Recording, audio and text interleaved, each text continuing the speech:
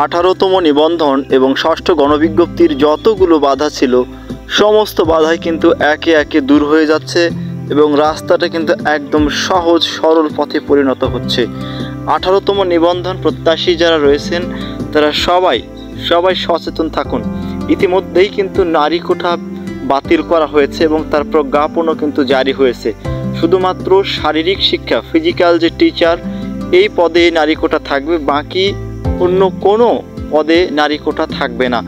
স্পষ্ট কিন্তু প্রজ্ঞাপন হয়েছে এবং শীঘ্রই কিন্তু এই ব্যাপারে আরও প্রয়োজনীয় ব্যবস্থা গ্রহণের জন্য নির্দেশ প্রদান করা হয়েছে।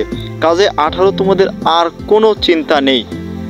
আমি আগেও বলেছি ঈদের আগে রেজাল্ট হওয়ার সম্ভাবনা প্রবল, বলা যায় ঈদের আগে রেজাল্ট হয়ে যাবে, অনেকটাই নিশ্চিত। আপনারা অনেকে হয়তো বলবেন কোথায় পেলেন তথ্য, কিভাবে বলছেন, ভিত্তি কি, ইত্যাদি। আমি এত কিছু প্রশ্নের উত্তর দিতে চাই না। একটা বিষয় আপনারা নিশ্চিত থাকেন, ঈদের আগে ইনশাল্লাহ রেজাল্ট হয়ে যাবে এবং এরপরে কিন্তু ষষ্ঠ গণবিজ্ঞপ্তির কার্যক্রম শুরু হবে। তবে ই সনদ যদি না দেয় তাহলে কিন্তু সমস্যা আছে।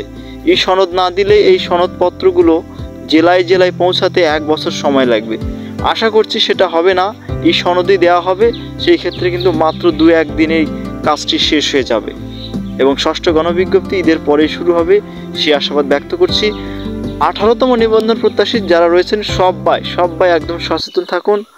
যে কোনো মুহূর্তে কিন্তু আপনাদের নিত্য নতুন সুখবর আপনাদের জন্য আসতেই থাকবে। সবাই অনেক ভালো থাকবেন। ধন্যবাদ।